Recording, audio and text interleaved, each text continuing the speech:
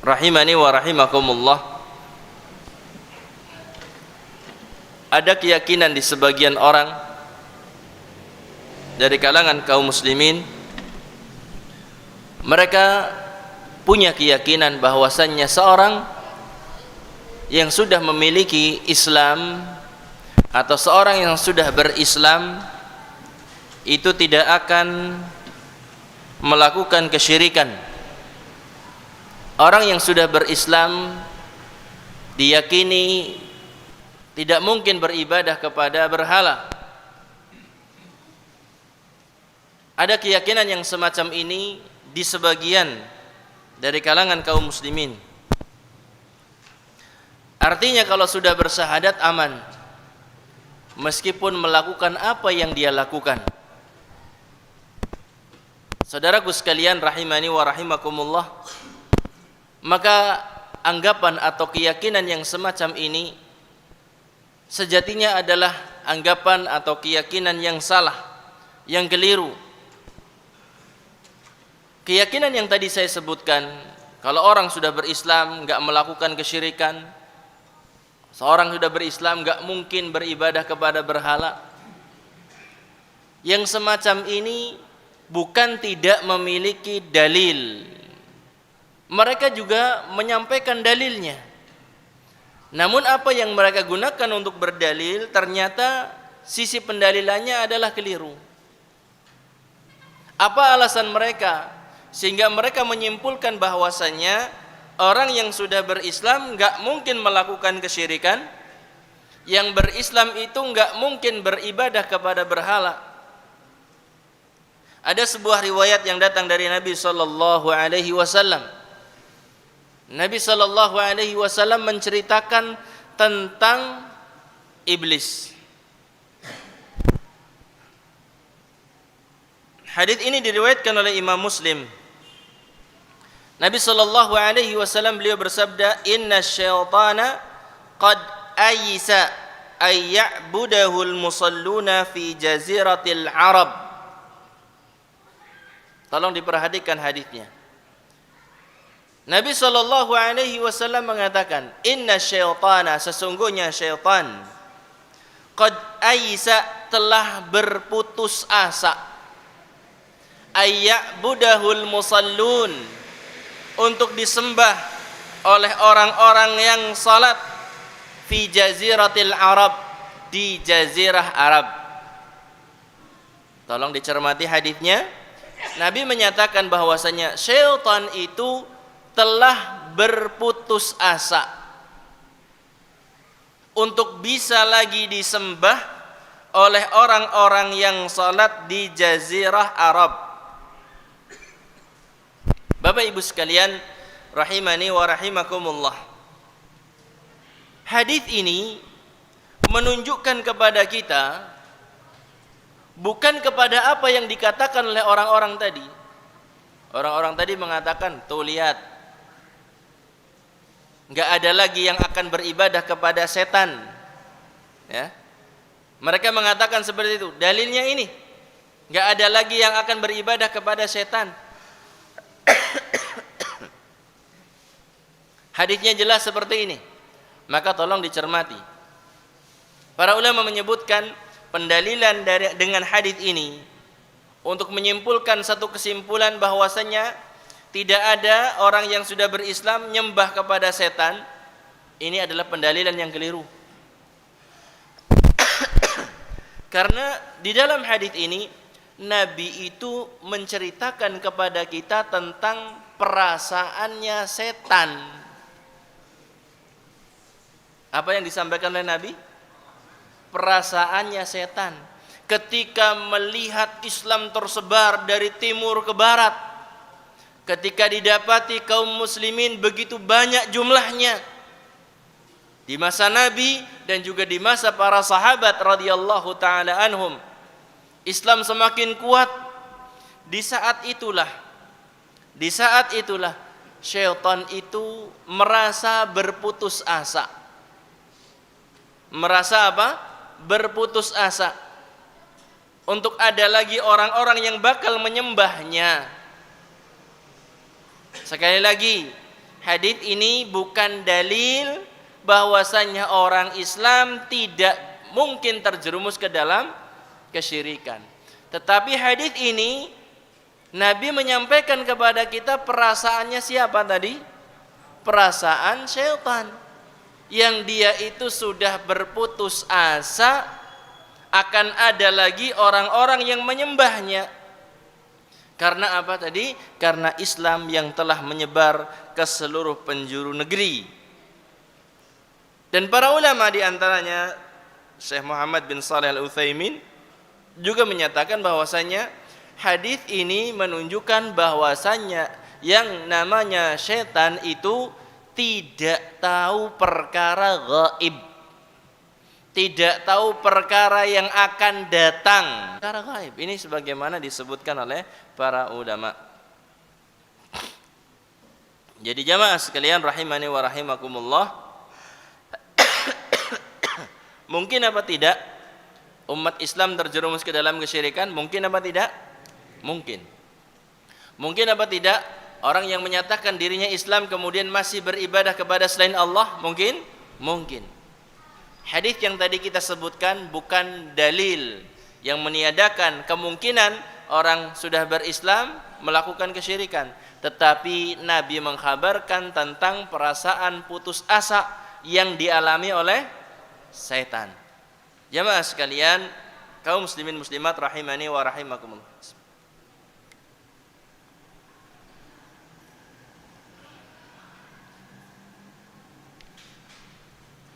Kita akan sebutkan insyaallah dalil-dalil yang menunjukkan bahwasanya akan ada dari kalangan umat Islam ini yang beribadah kepada selain Allah. Kita simak bersama hadis-hadis dan juga hadis dan juga ayat berikut ini. Nabi SAW beliau bersabda, beliau menyatakan, la tattabi'unna sunana man kana qablakum hadwa qudzati bil qudzah hatta law dakhalu juhra dabbin la dakhaltumuh. Qalu ya Rasulullah al yahud wan nasara, qala faman. Nabi SAW beliau bersabda, la tattabi'unna sunana man kana qablakum. Sungguh, kata Nabi, sungguh kalian itu akan mengikuti, akan meniru tradisi umat-umat sebelum kalian, bagaikan bulu anak panah yang serupa satu dengan yang lainnya. Perhatikan sabda Nabi SAW ini. Kata beliau, sungguh kalian wahai umatku akan benar-benar ngikuti, akan benar-benar meniru tradisi atau kebiasaan umat-umat sebelum kalian, sampai keserupaan kalian dengan mereka itu seperti bulu anak panah, dengan yang satu dengan yang lainnya itu serupa. Bulu anak panah itu yang di bagian belakang itu ya, yang untuk menyetel arah ya. Keserupaannya umat Islam dengan umat-umat yang sebelumnya seperti busur anak panah yang satu dengan busur anak panah yang lainnya, mirip banget. Jadi umat Islam ini sebagiannya akan mengikuti, akan meniru kebiasaan tradisi umat-umat yang sebelumnya, sampai mirip banget dengan umat sebelumnya, seperti miripnya apa tadi? Anak panah yang satu dengan anak panah yang lain. Kata Nabi SAW, hatta law dakhalu juhra dabbin la dakhaltumuh. Sampai pun mereka masuk ke lubang biawak, niscaya kalian akan mengikutinya pula. Sampai ketika umat yang terdahulu masuk lubang biawak, kira-kira susah apa enggak Pak lubang biawak? Kecil lubang biawak itu. Biawak itu dhab itu sebenarnya bukan biawak persis seperti biawak di kita, cuma diterjemahkan seringnya apa? Biawak. Padahal hakikatnya dhab itu bukan biawak, biawak itu bukan dhab. Jadi hukumnya berbeda. Biawak itu nggak boleh dikonsumsi, kalau dhab itu boleh dikonsumsi. Cuma memang ada sisi kemiripannya di sana. Kalau dhab itu hidupnya di padang pasir, memiliki lubang. Kalau biawak, wallahu alam di sini. Biawak itu makannya binatang, termasuk dikategorikan sebagai binatang buas karena mengkonsumsi apa? Seperti ayam, bebek dimakan sama biawak kan. Adapun dhab tidak. Sehingga dhab itu halal, biawak itu tidak halal. Cuma untuk memudahkan saja ketika disebutkan hatta law dakhalu juhra dhabbin, kalau seandainya mereka umat terdahulu masuk lubang biawak, langsung kebayang di kita ada lubang biawak gitu. Maka juga akan diikuti, la dakhaltumuh, kalian juga akan masuk lubang biawak tersebut. Kemudian para sahabat bertanya, ya Rasulullah, al-yahudu wan nasara, wahai Rasulullah, apakah mereka itu orang Yahudi dan orang Nasrani? Yang bakal diikuti oleh orang Islam itu orang Yahudi, orang Nasrani? Maka Rasulullah sallallahu alaihi wasallam beliau mengatakan, faman, lalu siapa lagi kalau bukan mereka? Di dalam hadis ini, tolong diperhatikan, di dalam hadis ini Nabi sallallahu alaihi wasallam memberitahukan kepada kita, mengkhabarkan kepada kita bahwa umat ini akan mengikuti tradisi, mengikuti kebiasaan dari umat-umat yang terdahulu. Semua perbuatan umat terdahulu bakal diikuti. Karena Nabi mengatakan tadi, kemiripannya sangat apa? Sangat mirip sekali. Sampai miripnya itu seperti anak panah yang satu dengan anak panah yang lainnya. Dan di antara yang dilakukan oleh umat-umat sebelum umat Islam adalah melakukan praktek kesyirikan. Tradisi mereka, kebiasaan mereka adalah tradisi, kebiasaan kesyirikan. Maka umat Islam ini pun mengikuti, meniru apa yang dilakukan oleh umat-umat yang sebelumnya berupa apa? Tradisi atau kebiasaan yang di sana ada unsur-unsur kesyirikannya. Jadi sisi pendalilannya dari hadis ini bahwasanya Nabi mengatakan apa? Umat Islam ini akan mengikuti, akan meniru umat yang sebelumnya. Titik sampai di situ. Umat yang sebelumnya di antara kebiasaan mereka melakukan apa? Kesyirikan. Maka dari hadis ini kita mengambil pelajaran bahwasanya mungkin saja di antara umat ini akan melakukan apa? Kesyirikan, karena telah dikatakan oleh Nabi bakal mengikuti umat yang sebelumnya. Allahu a'lam bishawab. Ini sisi pendalilan dari hadis ini.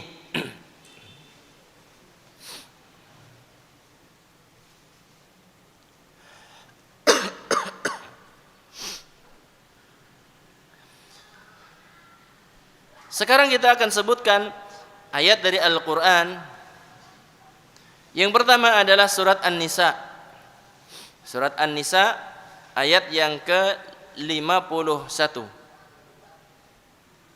Surat An-Nisa ayat yang ke-51. Allah Subhanahu wa taala berfirman, "Alam tara ilal ladzina utu nasiban minal kitab yu'minuna bil jibti wat taghut wa yaquluna lil ladzina kafaru haula'i ahda minal ladzina amanu sabila." Allah taala berfirman, "Alam tara ilal ladzina utu nasiban minal kitab." Apakah kalian tidak memperhatikan orang-orang yang diberi bagian dari Alkitab? Apakah kalian tidak melihat mereka? Apakah kalian tidak memperhatikan mereka? Orang-orang yang diberi bagian dari Alkitab, yu'minuna bil jibti wat taghut. Mereka itu percaya kepada al-jibt dan juga percaya kepada taghut. Kalau taghut insyaallah ma'ruf, sering kita dengar kalimatnya, yaitu segala sesuatu yang dipertuhankan selain Allah dikatakan sebagai taghut. Apa saja yang dipersembahkan, apa saja yang dipertuhankan selain Allah Subhanahu wa taala, yang dipertuhankan itu dikatakan sebagai taghut, apapun bentuknya. Adapun al-jibt, yu'minuna bil jibti wat taghut. Apa yang dimaksudkan dengan al-jibt di sini? Al-jibt disebutkan oleh para ulama, ada beberapa tafsiran para ulama yang menyebutkan, yang pertama al-jibt as-sihru. Yang dimaksudkan dengan jibt adalah sihir. Pendapat ini diriwayatkan dari Umar bin Khattab, demikian juga Ibnu Abbas.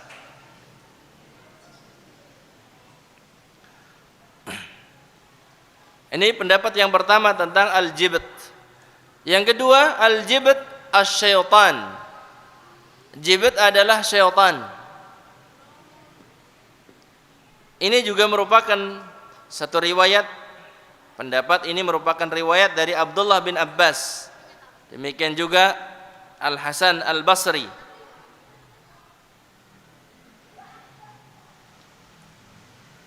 Pendapat yang ketiga, yang dimaksudkan dengan al-jibt adalah asyirku.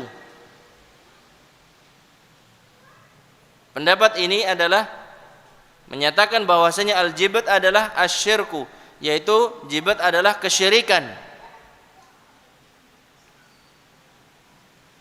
Menurut Abdullah bin Abbas, al-jibt itu merupakan istilah orang-orang Habasyah. Ketika menyebutkan tentang syirik, maka orang-orang Habasyah mengatakan dengan al-jibt.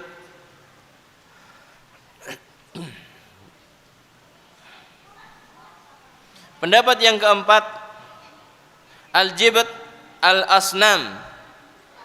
Al-jibt artinya adalah patung-patung. Kemudian yang kelima, al-jibt al-kahin. Al-jibt artinya adalah dukun. Kahin yaitu dukun. Ini adalah beberapa pendapat terkait dengan al-jibt yang Allah Subhanahu wa taala sebutkan di sini di dalam ayat ini. Alam tara ilal ladzina utu nasiban minal kitab yu'minuna bil jibti wat taghut. Apakah kalian tidak memperhatikan orang-orang yang diberi bagian dari Alkitab? Yu'minuna bil jibti wat taghut. Mereka beriman, mereka percaya kepada al-jibt wat taghut. Beriman kepada al-jibt wa taghut. Wa yaquluna lil ladzina kafaru haula'i ahda minal ladzina amanu sabila. Mereka mengatakan kepada orang-orang kafir, orang-orang musyrik di Mekkah, bahwa mereka itu lebih benar jalannya dari orang-orang yang beriman.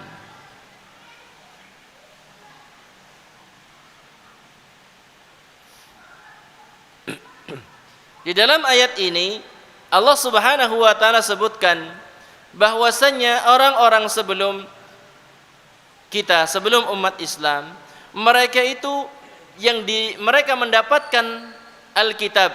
Orang Yahudi mendapatkan Taurat, orang Nasrani mendapatkan Injil. Mereka itu sebagiannya beriman kepada al-jibt wat taghut. Beriman kepada apa? Beriman kepada apa-apa yang tadi disebutkan maknanya dari jibt dan juga taghut. Ini menunjukkan bahwasanya orang-orang yang terdahulu, mereka itu yang mendapatkan Alkitab melakukan kesyirikan. maka umat Islam juga sangat mungkin sekali untuk mengikuti mereka, sebagaimana apa yang tadi sudah kita sebutkan dalam hadis secara global, bahwasanya Nabi mengatakan umat yang terdahulu bakal diikuti oleh orang-orang Islam sampai mirip sekali dengan mereka. Kita lanjutkan.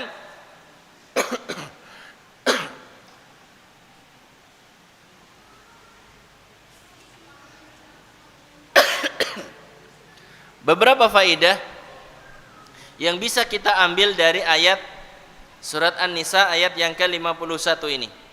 Faedah yang pertama adalah itsbatu inhirafi ahlil kitab.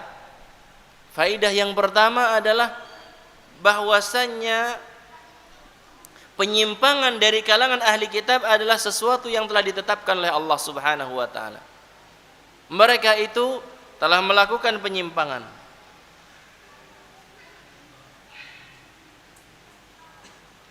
Sampai mereka beriman kepada al-jibt wat taghut. Ini di antara penyimpangan terbesar dari kalangan ahli Alkitab.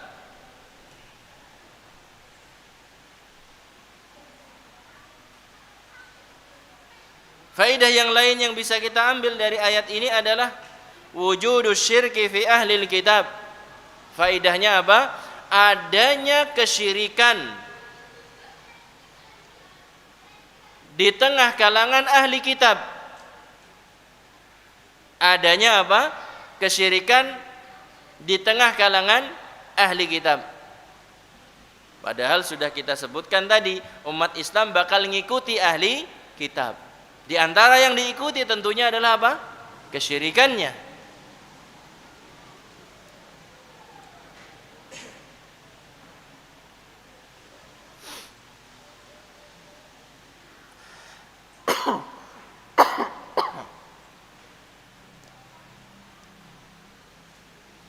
Kita lanjutkan ayat yang setelahnya,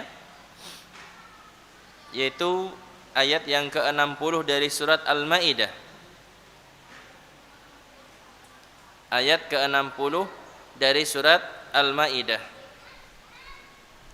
Allah Subhanahu wa taala berfirman, "Qul hal unabbiukum bi syarrin min dzalika mathubatan indallah man la'anahu Allah wa ghadiba alaihi wa ja'ala minhumul qiradata wal khanazira wa 'abada at-taghut ulaika syarrun makana wa adallu an sawa'is sabil." Allah Subhanahu wa taala berfirman, "Qul hal unabbiukum bi syarrin min dzalika mathubatan indallah." Katakanlah, apakah akan aku beritahukan kepada kalian tentang orang-orang yang lebih buruk balasannya dari orang-orang fasik di sisi Allah? Man la'anahu Allah, yaitu orang-orang yang dikutuk oleh Allah, wa ghadiba alaihi, dan Allah murka kepadanya, wa ja'ala minhumul qiradata wal khanazir, dan Allah jadikan sebagian mereka sebagai monyet-monyet dan babi-babi, wa abadat taghut, dan Allah jadikan sebagiannya sebagai apa? Penyembah taghut. Kemudian Allah sebutkan di akhir ayat ini, ulaika syarrum makana wa adallu an sawa'is sabil. Mereka itu lebih buruk tempatnya dan lebih tersesat dari jalan yang lurus.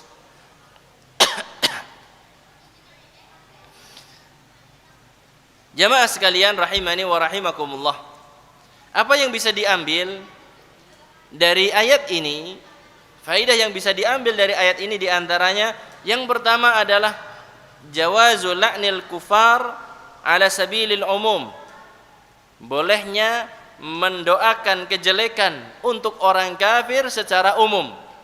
Bolehnya mendoakan kejelekan, karena laknat itu artinya kita memohon kepada Allah untuk dijauhkan dari rahmatnya. Jadi bolehnya mendoakan orang kafir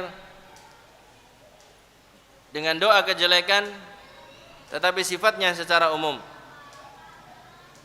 Kemudian di antara yang bisa kita ambil faedahnya dari ayat ini adalah itsbatu sifatil ghadab lillahi subhanahu wa ta'ala 'ala al-wajhi al-la'iq bihi subhanahu. Ditetapkannya sifat ghadab, sifat murka bagi Allah. Allah itu murka. Tentunya sesuai dengan apa yang pantas dan layak untuk Allah subhanahu wa ta'ala. Ketika kita menetapkan sifat bagi Allah, sering saya ingatkan kaidah ini, itsbatun bila tamtsil wa tanzihun bila ta'til. Ketika kita menetapkan sifat bagi Allah subhanahu wa ta'ala, adalah kita tetapkan tanpa menyerupakan. Allah itu murka. Manusia kadang murka apa tidak? Murka. Tetapi ketika kita menetapkan bagi Allah sifat murka tanpa menyerupakan dengan makhluk. Allah murka, tetapi murkanya Allah tidak sebagaimana murkanya makhluk. Karena apa? Allah Ta'ala sudah menyebutkan laisa kamitslihi syai', tidak ada sesuatu yang serupa dengan Allah subhanahu wa ta'ala.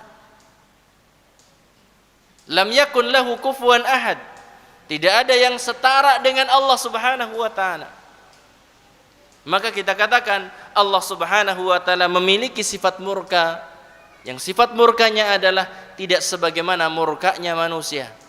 Jadi kita tetapkan tanpa menyerupakan, wa tanzihun bila ta'til, dan kita sucikan Allah tanpa meniadakan apa-apa yang telah Allah Ta'ala kabarkan tentang dirinya. Kemudian kita lanjutkan.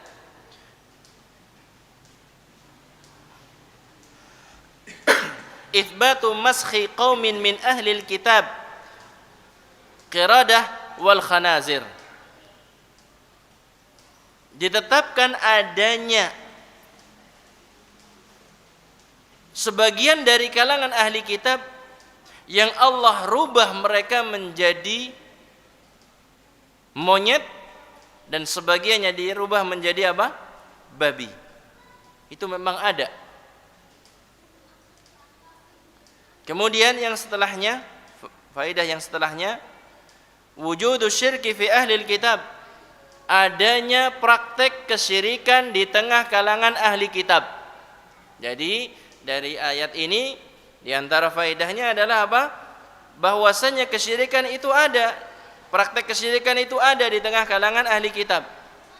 Dan ini menunjukkan kepada kita, kaum muslimin muslimat rahimani wa rahimakumullah, itu sudah menjadi kebiasaan dari kalangan ahli kitab, dan kebiasaan inilah yang akan diikuti oleh umat Islam ini, sehingga umat Islam ini sangat mungkin sekali terjerumus kepada apa? Kepada kesyirikan.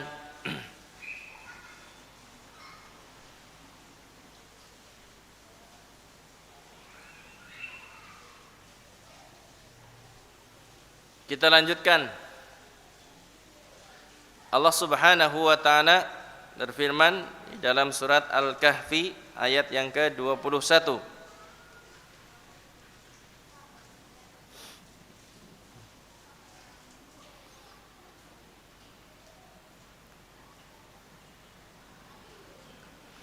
Allah Subhanahu wa ta'ala menyebutkan tentang Ashabul Kahfi, orang-orang yang masuk ke dalam apa? Ke dalam gua. Ketika ditemukan mereka, apa-apa yang terjadi dari umatnya, dari kaumnya itu, ada yang menunjukkan tentang apa? Perbuatan yang tidak baik. Yaitu Allah Subhanahu wa ta'ala menyebutkan diantaranya perkataan orang-orang yang mendapati Ashabul Kahfi. Allah Subhanahu wa ta'ala, qala alladhina ghalabu ala amrihim lanattakhidhanna alaihim masjida. Allah Subhanahu wa ta'ala menyebutkan tentang orang-orang yang berkuasa, para penguasa di saat itu. Apa yang dikatakan oleh para penguasa di saat itu? Lanattakhidhanna alaihim masjida, sesungguhnya kami akan mendirikan sebuah rumah peribadahan di atasnya. Di atas apa? Di atas gua, tempat bersembunyinya Ashabul Kahfi.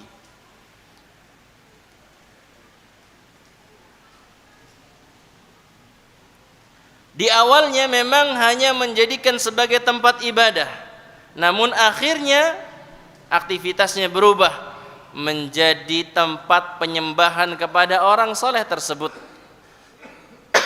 menjadi tempat peribadahan kepada orang soleh tersebut. Tadinya cuma sekedar mengenang kebaikan orang-orang yang ada di dalam gua tersebut, sebagaimana kesyirikan pertama kali terjadi di zaman Nabi siapa?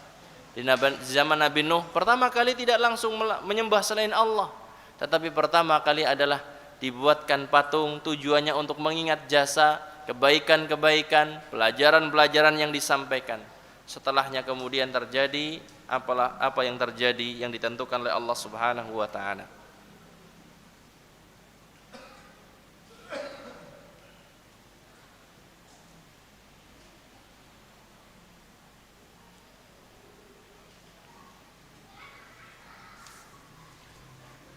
Faidah yang bisa diambil dari ayat ini adalah itsbatu qissati ahlil kahfi.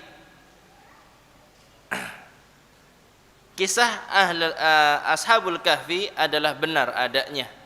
Kisah ashabul kahfi adalah benar adanya. Kemudian faidah yang lainnya yang bisa kita ambil dari ayat yang tadi kita sebutkan adalah itsbatul ba'tsi ba'dal maut.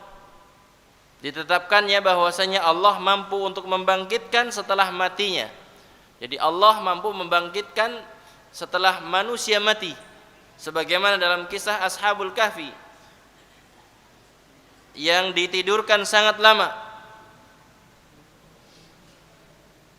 Kemudian faidah yang terakhir dari ayat ini adalah ittikhadul masajid 'alal qubur min sunani umami sabiqah. Kuburan dijadikan sebagai masjid itu merupakan kebiasaan dari umat-umat yang terdahulu.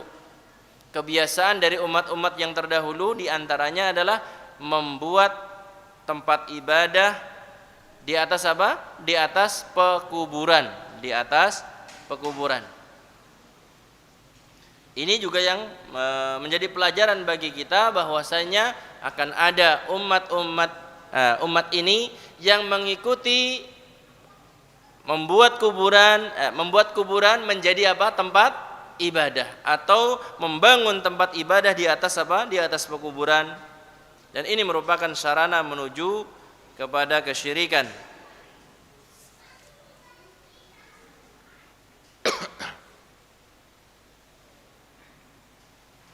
Kemudian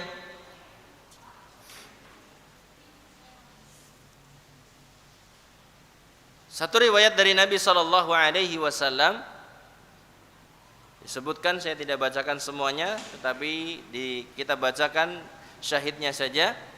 Nabi SAW menyebutkan, wa inna ma akhafu ala ummati al-a'immatal mudillin. Kata Nabi SAW, sesungguhnya yang aku khawatirkan atas umatku adalah para pemimpin yang menyesatkan.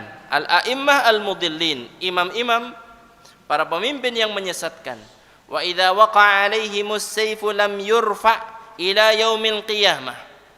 Dan apabila pertumpahan darah telah terjadi menimpa umatku, tidak akan berakhir sampai hari kiamat. Terus akan terjadi pertumpahan darah sampai hari kiamat. Kemudian Nabi mengatakan, wala taqumus sa'atu hatta yalhaqa hayyun min ummati bil musyrikin. Dan tidak akan terjadi hari kiamat sampai ada dari kalangan umatku yang mengikuti orang-orang musyrik. Nabi mengatakan akan ada dari umatku ini yang mengikuti orang-orang musyrik, membebek kepada orang-orang apa? Musyrik. Kemudian Nabi mengatakan, wa hatta ta'buda fi'amun min ummati al-awthana, sampai ada kelompok dari umatku yang beribadah kepada patung-patung, beribadah kepada berhala. Nabi sangat jelas sekali menyatakan di sini. Sebagian umat Islam mengikuti orang musyrik.